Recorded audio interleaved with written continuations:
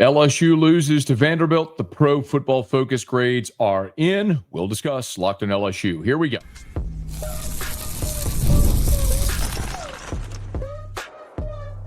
You are Locked on LSU, your daily podcast on the LSU Tigers.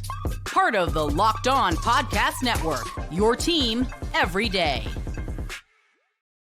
Okay, let's get it. It is Locked on LSU, your team every day. I'm your host, Matt Moscona. Thanks so much for making us your first listen. We are free, available wherever you get podcasts, of course, on YouTube as well. So please subscribe. As always, one of the fastest ways to help us grow is by leaving your comments below. So thank you sincerely for that. Today's episode is brought to you by FanDuel. Right now, new customers can bet just $5. And if your bet wins, you'll get $300 in bonus bets to use across the app. Download the app today. LSU loses to Vanderbilt over the weekend in Nashville. 31-24 was the final score. And every week we go over the pro football focus grades from that week's LSU game. So if you're an everydayer, big shout out. Got to meet a lot of you in Nashville. So thank you so much for saying hello. And you know what I'm going to say because I say it every week. Pro football focus is a metric. It's not the metric. It's something to consider. And sometimes Pro Football Focus grades will confirm what our eye test shows us, and sometimes it will disconfirm or disagree with what we think we saw. And I think there's a few real key points of this game. In particular, the position groups that stood out, the position groups that did not stand out, which should be obvious as we push off from the dock here, and also the impact of missing some key players defensively. And this is one thing that's slightly encouraging, which we'll get to. But remember, you were down Whit Weeks, Bernard Gooden. You did not have Jimari Butler. You remain without, obviously, Gabriel Reliford on that defensive line. So a position that was very deep and talented and veteran for you really got thinned out in this football game. I think you're going to be interested to see how some of those replacements played. We're going to get to that here on the defense in just a little bit. Let's start as we also always do on the offensive side. We do top five, bottom five, and take a look at it as a whole. So when you look at the grades offensively for LSU against Vanderbilt, overall offensive grades, it should come as no surprise whatsoever that Trey'Dez Green was the highest graded player offensively with an 84.3.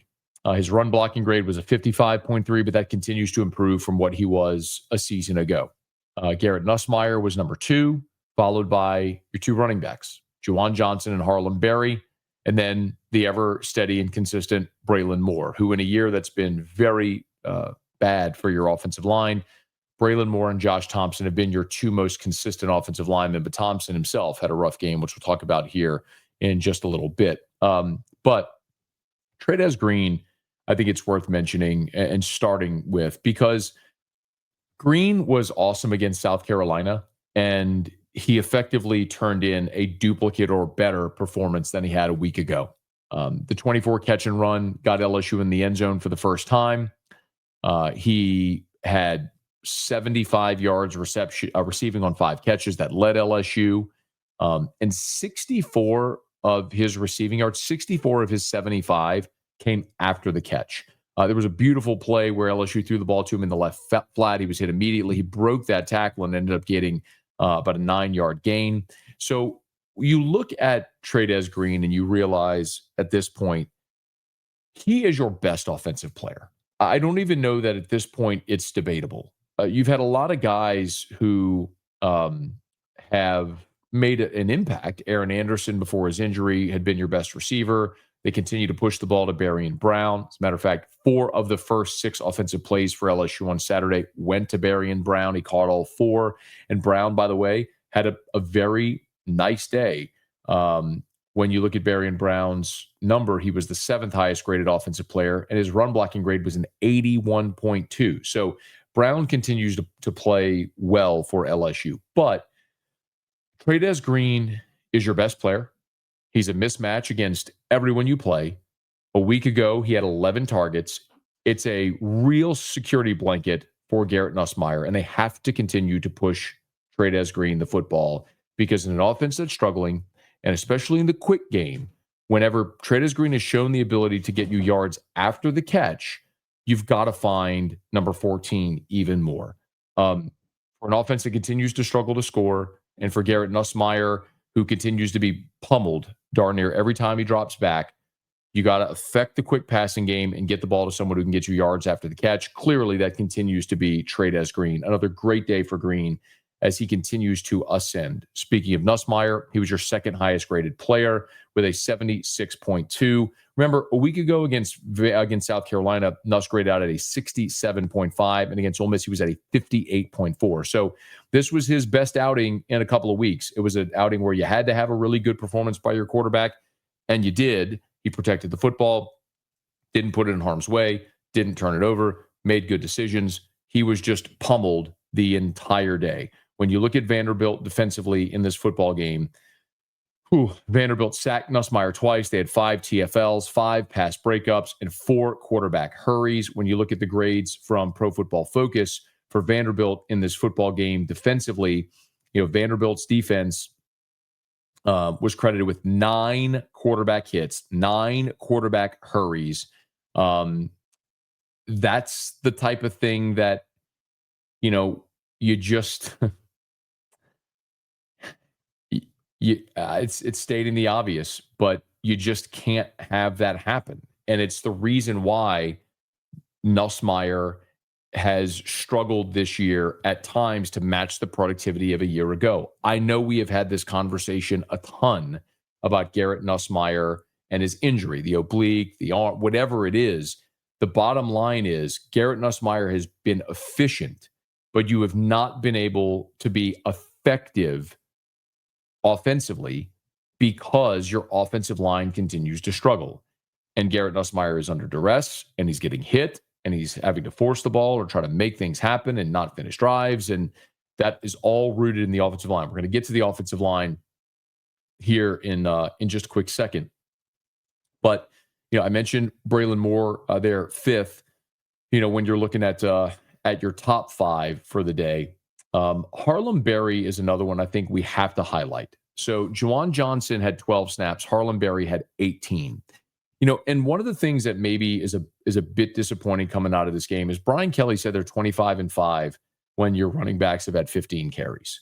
And, it was Brian Kelly who said that. That wasn't some, a fan stat or a media statistic. When you've given a running back 15 carries, you're 25-5. Well, Harlem Berry had 11. Caden Durham had 7. Juwan Johnson had 1 rushing attempt for -1 yard. That was the Wildcat snap that he got.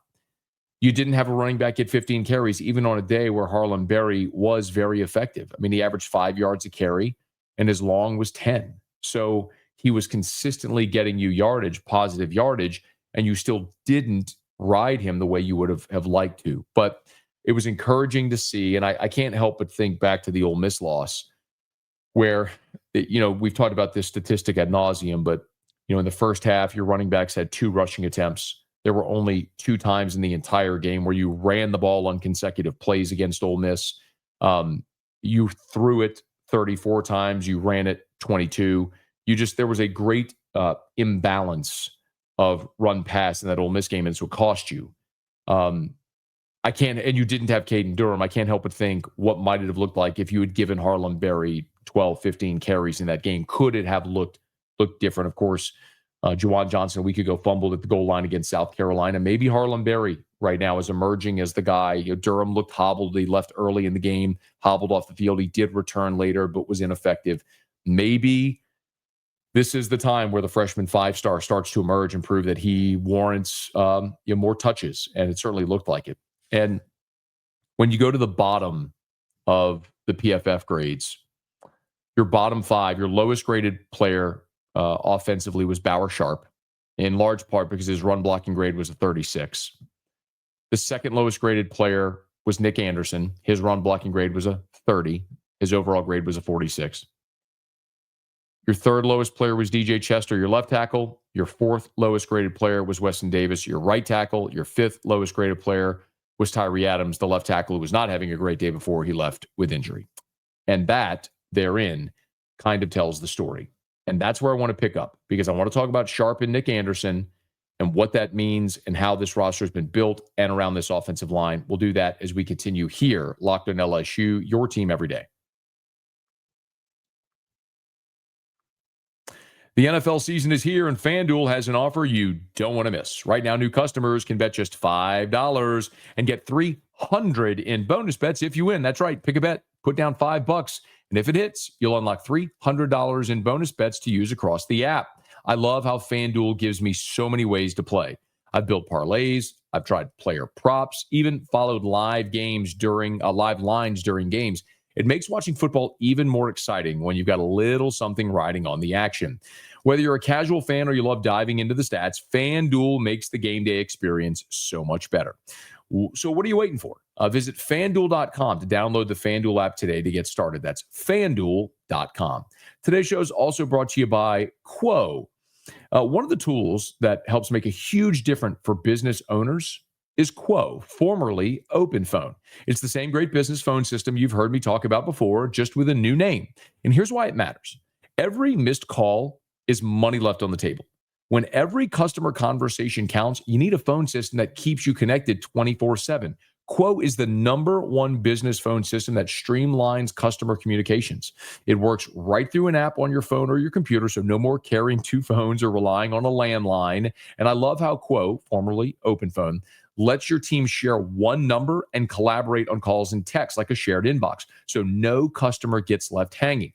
See why over 90,000 businesses trust Quo, formerly OpenPhone. Get started free and get 20% off your first 6 months at quo.com/lockedoncollege. That's QUO.com/lockedoncollege. And if you've got existing numbers with another service, Quo will port them over at no extra charge. Quo, no missed calls, no missed customers. So we were talking about the bottom five offensively. And I think there's a very real correlation with these names. From the bottom up, Bauer Sharp, transfer tight end, Nick Anderson, transfer receiver, DJ Chester, who of course played left tackle after Tyree Adams' injury, Weston Davis, your starting right tackle, and then Tyree Adams was your left tackle for 15 snaps before he left with injury. That was your bottom five. And I think it is... there are a few things that's evidence. First of all, Bauer Sharp's run blocking grade was a 36. He took the wrong man on a screen. It got blown up at the line of scrimmage. He also had a devastating holding penalty. Juwan Johnson had a 21-yard gain, if you remember the play that had LSU deep in Vanderbilt territory. Instead, that holding penalty negated that 21-yard gain for LSU. Nick Anderson, his run blocking grade was a 30.8. He had one catch, caught at the line of scrimmage, was tackled immediately. It was... another day where Anderson's impact has been minimal. And considering coming in from Oklahoma, where he missed last year with an injury, but 2 seasons ago, he set Oklahoma freshman receiving records and averaged better than 20 yards a reception. Really, Nick Anderson's statistics 2 years ago at OU mirrored in a yards per catch number what Jamar Chase did in his Biletnikoff season. Now, he didn't have the number of receptions or receiving yards, but the receiving touchdowns and the yards per catch were eye-popping. And he's such a big target that can stretch the field. Remember, a year ago, the problem LSU had in the passing game where Garrett Nussmeier threw for 4,000 yards, second greatest passing season in LSU history behind only Joe Burrow. The problem a year ago was you couldn't stretch the field. Remember, Chris Hilton got injured. C.J. Daniels wasn't a stretch-the-field guy. The late Kyron Lacey was a fantastic receiver, but wasn't your go-ball deep threat guy. Same with Aaron Anderson, who was better in the short intermediate game. So they very intentionally went and recruited a couple of deep ball guys in Barry and Brown and in Nick Anderson. Brown's impact has been solid so far as he's LSU's leading receiver. The flip side of it is Nick Anderson's has not, nor has Bauer Sharp's. So I look at this and I say, and this is easy with the benefit of hindsight. I'm granting, I am giving you this with the benefit of hindsight. We would all agree the most glaring weakness on this team is the offensive line. I don't even know that that's debatable. We talk about it every week here on the PFF grades. We talk about it in postgame. We have literally talked about the offensive line since the first day of spring practice when you lost 5 starting offensive linemen and you had to replace your entire starting offensive line. Now, Chester's back, in fairness, but was moving positions. You added 2 via the portal, and Braylon Moore at center and Josh Thompson at guard. And those 2 guys have been your best, most consistent offensive linemen. Not surprising. They're veteran players who are multi-year starters at Power 4 schools. You got them out of the portal for a reason. You're looking at new starters to elevate, make an impact, and it hasn't happened. It is easy to say now with the benefit of hindsight, LSU probably shouldn't have invested so much in pass catchers and should have invested even more in the offensive line. Look, they went after Connor Moore from Montana State. He ended up at Michigan State. They went after Wilkin Formby from Alabama, who never entered the portal. But listen, so much of this is done via third-party agents and stuff like that. And they thought they had a deal done with Wilkin Formby to come in and be the starting right tackle. Ultimately, Alabama matched, and he stayed. So how different might this season look if you had landed either one of those guys, right? And maybe instead of having to play Tyree Adams and Weston Davis with two young first-year starters at your tackles, you had another veteran on the offensive line. Maybe that alleviates a lot of that pressure. It just hasn't happened that way. And this is going to have to be a learning experience, because when you look at these offensive line grades, Chester graded out at 49. His pass blocking grade was a 37. Weston Davis graded out at a 53. His pass blocking grade was a 23.7. Tyree Adams, his pass blocking grade, a 46.0. Josh Thompson, who's been very good this year, his pass blocking grade was a 46.4. None of this should be surprising. I mean, you watched the game just like I did. Now, Braylon Moore was outstanding. His pass blocking grade was a 79.4. His run blocking grade was a 66.7. He continues to be your best, most consistent offensive lineman week after week after week. But we continue to talk also about Weston Davis. And I always hesitate to pinpoint and criticize young people. And I say this all the time because they are young people and they're trying hard and they're not trying to play poorly. And I think Weston Davis is a super athletic guy at 6'7", 320 pounds, who was a 5-star, was an elite basketball player, has great feet, all the physical attributes. He's just not ready to be a consistent offensive lineman at the SEC level. And when you look right now at his last 3 SEC games, remember, Davis did not play against Ole Miss because of the concussion suffered pregame. So Florida, South Carolina, Vanderbilt, his pass blocking grades against Florida, a 32.1, South Carolina, a 29.2, and Vanderbilt, a 23.7. He is going in the wrong direction. The flip side of it is his run blocking grades continue to improve. Let me give a hat tip to Davis for this. His 6 games this year, sequentially, these are his run blocking grades. Against Clemson, a 39.6. Tech, 47. Florida, 50.5. Southeastern, 59.1.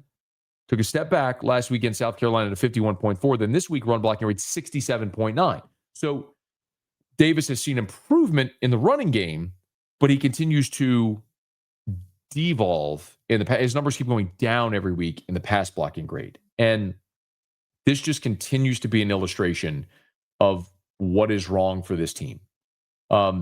When I look at DJ Chester, he's obviously playing out of position. He played center last year. He is a guard. DJ Chester is a really big guy who's a strong, physical dude, but he is a guard who last year had to play center and on Saturday had to play offensive tackle. And his pass blocking grade showed it. Also, in that crucial fourth quarter sack, he got flat backed by the right defensive end who just pushed him right on his back and sacked Garrett Nussmeier. And when we look at Davis, it's just not good enough. To look at a guy who's grading out in a conference game at 23.7, and everybody who's watching can see it, and teams are taking advantage of that struggle, that has become a massive liability. And I can't help but think when you look back to the game against Clemson, to the game against Ole Miss, when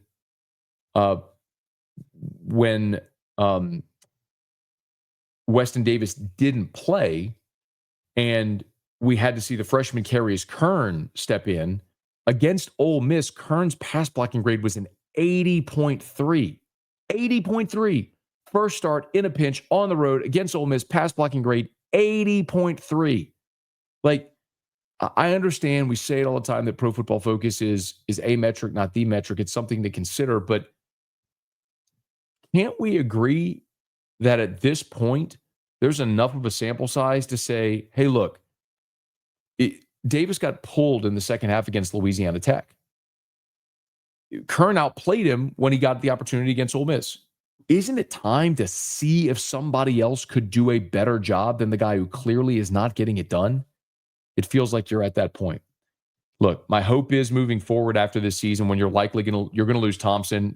Moore has another year if he wants to come back, but Adams, Mabenga, Davis, Kern, all these guys use this as a growing experience and develop and a learning experience to keep getting better. But it's hard to count on that. You're going to have to go in the portal and invest way more in your offensive line next season, regardless of who your quarterback is going to be. We'll grab our final break, come back, and we'll talk a little bit about what we saw on the defensive side here. It's Locked On LSU, your team every day.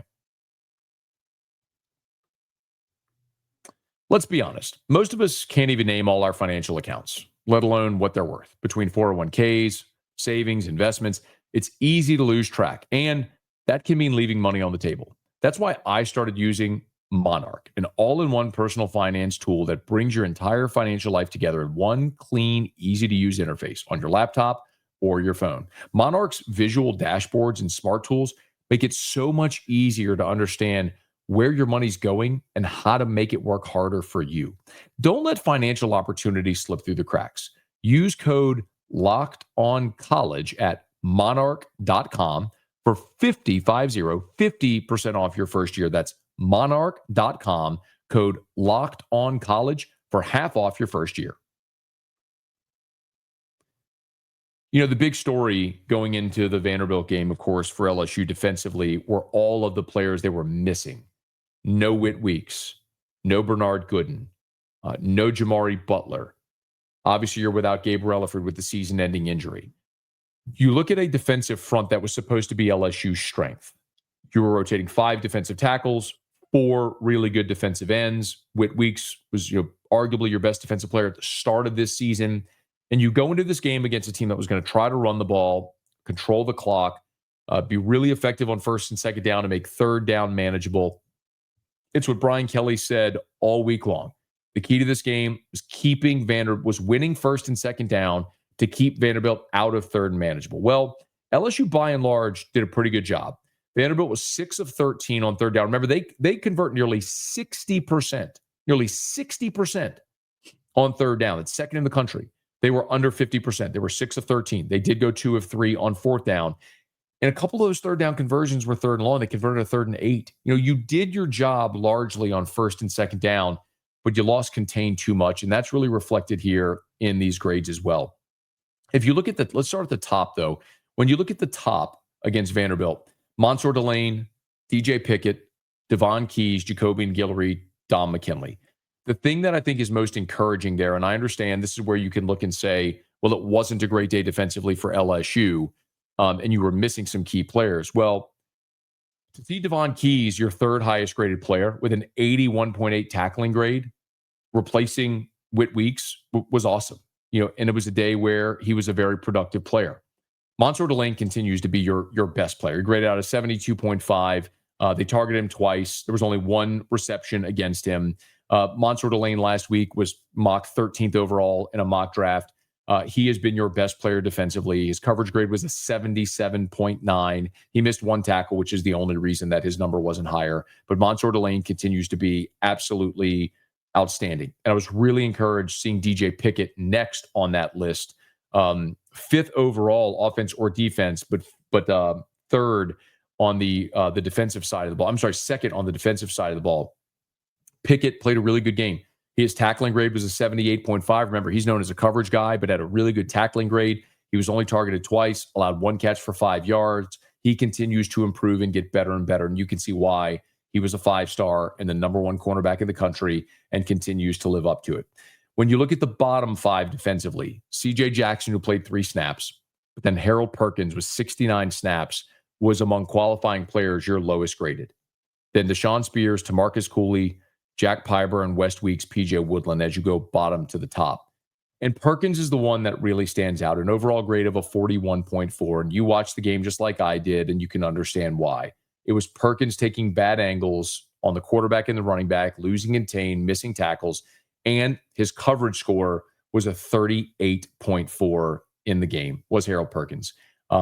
They targeted Harold Perkins in this football game 6 times, and he allowed 5 receptions. 83.3% of his targets were catches, 5 out of 6. That's a big problem. This was a game where a lot of the conversation was considering Pavia's ability to run. Could Perkins, in no weeks, could Perkins be used as a spy to keep Pavia in the pocket?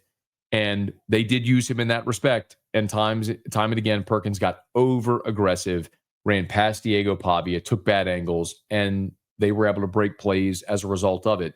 And I think the grade you saw is a reflection of that. That's one that sort of confirms what we saw. It's hard to criticize Pyburn for anything. His tackling grade was a 46, but again, you saw him leave with the shoulder injury. He kept coming in and going out playing hurt, but was really trying to gut it out in there where you were already thin.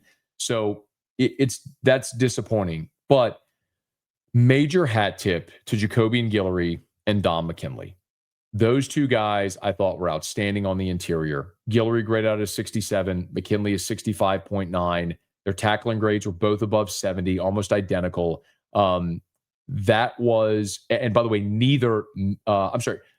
Guillory missed 1 tackle. McKinley missed 0. That's a reason why you were stout on the interior. By and large, where Vanderbilt made its hay was break and contain on the outside. I think that's reflected there.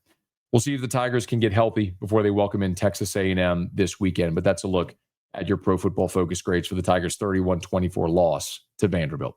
Hey, we always appreciate you for making us your first listen. If you're on podcast, please subscribe on your favorite podcast app. Rate us, leave a review. If you're on YouTube, please smash that like button, subscribe to the channel, and hit the bell so you're notified whenever we post a new video. And please be sure to let a friend know that if they love the Tigers, we got you here every single day talking about the Tigers in every single sport. It's Locked on LSU, your team every day.